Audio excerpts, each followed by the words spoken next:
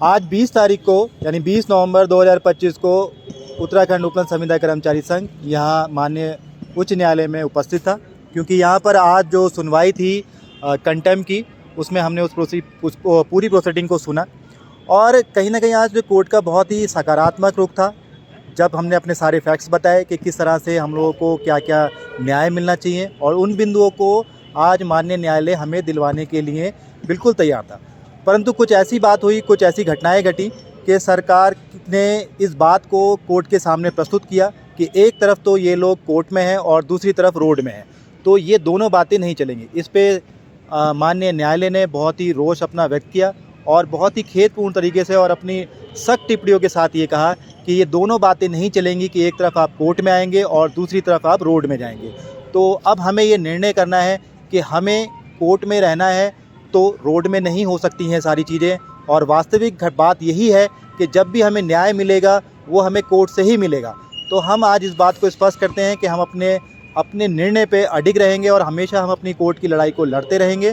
और आप लोगों से भी यही उम्मीद करते हैं कि अगर आप चाहते हैं कि जिन नियमों को या जिन ऑर्डर्स को आप पालन करवाना चाहते हैं कोर्ट के, तो इसमें अपना सकारात्मक रुख रखें और जिस बात के लिए कोर्ट ने अपनी सख्त नाराज़गी जताई है उसके विषय में गहनतापूर्ण विचार करें।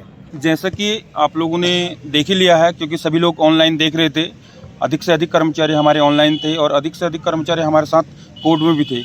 तो कहीं ना कहीं जो न्यायाधीश महोदय का है और सरकार का है, अलग अलग एक स्टैंड चल रहा है। न्यायाधीश महोदय काफ़ी पॉजिटिव भी थे और कुछ ऐसे वाक्यांश उनके सामने आए तो उसकी बदौलत से थोड़ा न्यायाधीश महोदय नाराज़ हो गए थे। तो मैं ये कहना चाहूँगा कि हमें न्यायालय पे भरोसा है और अति शीघ्र हम लोगों को कुछ न कुछ मिलेगा। फरवरी 12 तारीख का डेट मिला हुआ है, उससे पहले हम ऐसी कोई गतिविधियां ना करें जिससे कि न्यायालय की कार्रवाई होने में हमें नुकसान हो। इसी के क्रम में मैं एक और बात बताना चाहूँगा कि 12 फरवरी को किसी भी हालत में जज साहब बेंच ने साफ साफ निर्देश दिए हैं कि आप किसी भी हालत में बना के लेके आएंगे और इसको हम देखेंगे कि आप कहाँ तक इसका अनुपालन कर रहे हो। और जो ये 12 तारीख तक की डेट गई है वो इसलिए भी गई है, जहाँ तक लगता है कि दिसंबर के 15 के बाद शायद छुट्टियाँ बढ़ जाती है जनवरी तक, तो जिसको देखते हुए 12 फरवरी की डेट मुकर्रर की गई है। तो इसी आशा के साथ कि 12 तारीख को हम वेट करेंगे और न्यायपालिका पर पूरा भरोसा करते हुए आशावादी रहेंगे। साथियों, जैसा कि मेरे सभी पदाधिकारी साथियों ने आप लोगों को बता ही दिया है कि आज की कोर्ट की कार्रवाई में क्या हुआ है करके, जैसा कि हम भी बड़ी आशा के साथ गए थे और जो घरों में बैठे थे या जो जहां भी हैं सब बड़ी आशा में थे।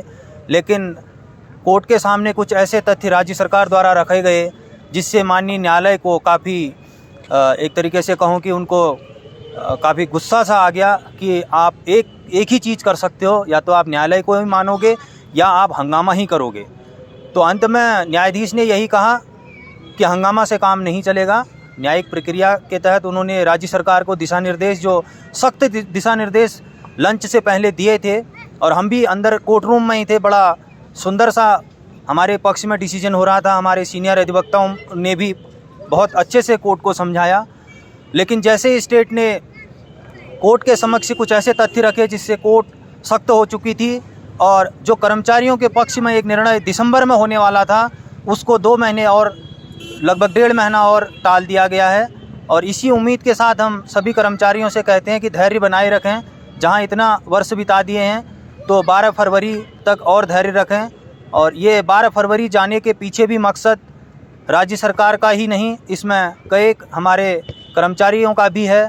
नहीं तो आज हो सकता था कि दिसंबर में समान कार्य मिल जाता और 1-2 महीने बाद सब कमेटी की रिपोर्ट आने के बाद नियमितीकरण में कार्रवाई होती। खैर कोई नहीं, धैर्य बनाए रखें।